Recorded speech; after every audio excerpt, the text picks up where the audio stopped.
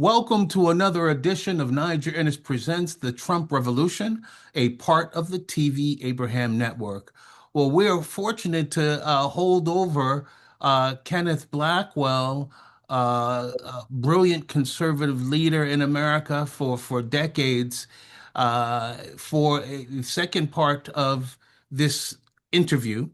Um, we've already gone through his extraordinary biography and professional career, but we're going to actually go press the rewind button to a very early part of his career when he was a young man. He had the opportunity to serve as an intern for the mayor of Jerusalem. My goodness. Ken, talk to us about that experience and what it probably led to in your life. Niger, let me just tell you, when I was in my early 20s, I ran for the school board in Cincinnati. I was about 23, 24 years old, and I lost by 500 votes. And during the middle 70s, even though the city of Cincinnati was 28 to 30% Black in population, um, we didn't have any members on city council. Now we had a few Black city council members in the 50s and the 60s, but at that point we didn't have any. Charlie Taft, the son of William Howard Taft, uh, was the head of a local municipal party called the Charter Party, and he approached me. He said, "We want you to run for city council." And he said, "You did a good job running for the school board. The school board had a wider jurisdiction than the city." He said, "So let us help you." He said, "What we want to try to do is to make sure that you have an in-depth knowledge of a couple of things." He said, "One is municipal finance." So he got the head of Procter and Gamble and several other corporations to give their top finance people to him to help me understand municipal finance. He said, "But we want to show that you can lead a heterogeneous city." So he turned to Rabbi Gottschalk, who was the president of Hebrew Union College, which was headquartered in Cincinnati. And he said, "Let's see if you can do something with him in Jerusalem." And Gottschalk's good friend was Teddy Kollek, the mayor of Jerusalem. And he called him and he said, "Can we send this guy over and let him sort of observe and learn from how you lead a heterogeneous city?" And Teddy said yes and sent me over. They sent me over there, and it was a phenomenal experience. But again, let me just set this up. Dr. Martin Luther King was in and out of Cincinnati because he was a friend of L.B. Booth. And Reverend Booth was a good friend of his father and to Martin Luther King. And, and they had a good friend by the name of Abraham Heschel, who was a professor at Hebrew Union College and very much on the front lines with Dr. King. So you have Hebrew Union College, you have the business community, you have Teddy Kollek, and you have this kid who grew up in public housing in Cincinnati, you know, over there learning how you, in fact, lead a heterogeneous city. I came back, and lo and behold, I won my seat on city council in a field race where 22 candidates were running for 9 seats. I got the ninth seat. Guess what? Wow. 500 votes. Oh, And by the same 500 votes that you originally lost. Wow. and that led to eventually me becoming mayor of the city. And when I became mayor of the city, Teddy brought me back to Jerusalem as a member of his 20 member Jerusalem committee, which was an international committee that had folks like Donna Shalala and Chrono Cruz O'Brien, myself.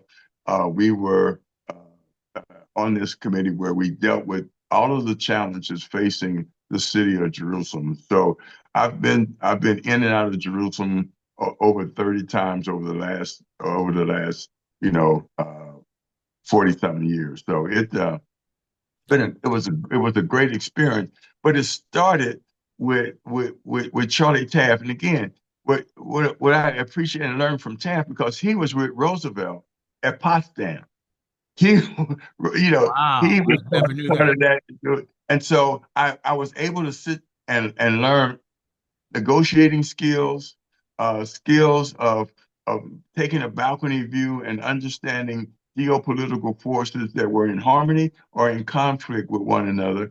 And Charlie Taft was one of the first to teach me that there's a difference between saying I'm okay, you're okay, basically there's no difference in where we are ideologically, and a strategy that was sort of fine tuned by Dr. Fisher, which was getting to yes. That was what Taft taught me, and I've learned is that even with adversaries, you can get to yes without abandoning your principle. And that's a little bit different strategy than saying, "Oh, I'm okay, you're okay," and Oh, that's and brilliant. that That's brilliant. that was a blessing. No, it was a blessing. And please tell me about the population of Jerusalem and Israel at large, because most of us think hear Israel and we think of Benjamin Netanyahu, the prime minister, but it is an incredibly diverse, ethnically, politically, Okay. and even racially, because you have some blacks in Israel that are Yeah, Jews. and it is that diversity. It is truly a heterogeneous city, but it is a Jewish nation state, and I think it's very important. And I watched Teddy. Teddy basically was a successful leader for over almost 25 years or more of Jerusalem because he respected the human dignity of the individual. Rabbi Heschel, who, like I said, was at Hebrew Union College, a lieutenant to Dr. King, he used to say, respect discovers the dignity in others. Hmm. And Teddy was able to project that respect of the dignity to others. And he, in fact, could build a community around a set of community and national goals.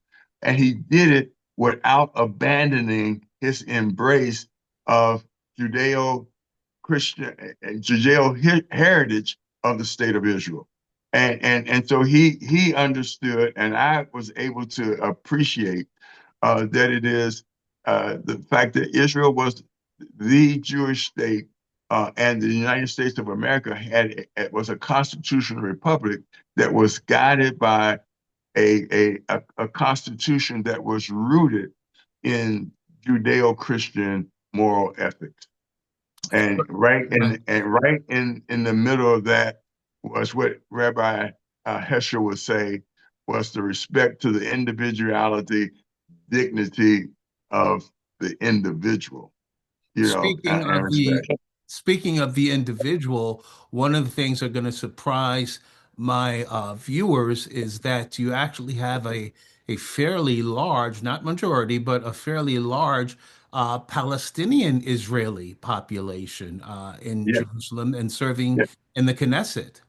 absolutely. And again, Teddy and other Israeli leaders have understood that e pluribus unum, e pluribus unum from the many one was something that was magical about the United States, and that is, a respect for the principles and governing foundation of a nation can also be held by people of different ethnic and faith backgrounds. Well, Ken, I'm so pleased and tickled pink to hear about your experiences in Jerusalem and those leaders, both Jew and Gentile, American and Israeli, that had an impact on your life and really gave rocket fuel to what would become a brilliant American career in politics, international diplomacy, and conservative activism. Ken, thank you so much for joining us today. A belated happy birthday to you. Thank you, Ken's birthday Nigel. was February 28th, which means I don't want to get mystic on you, Ken, but that means you're a Pisces like myself. My There birthday you was go. just March 5th. So, yet another thing that we have in common, my friend. Thank you so much for your time today. You take care. That was a wonderful discussion about your internship in Jerusalem, and so timely at this time of conflict in the Middle East. Thank you, Nigel. God bless. God bless. And we're going to end this segment the way we always do with the words of my father, with Ken's friend, my father, Roy Innis. May he rest in peace in heaven. He used to say, Niger, always live your life with TLC. And I don't mean tender love and care. I mean truth, logic, and courage. Thanks again, Ken. Thank you, sir.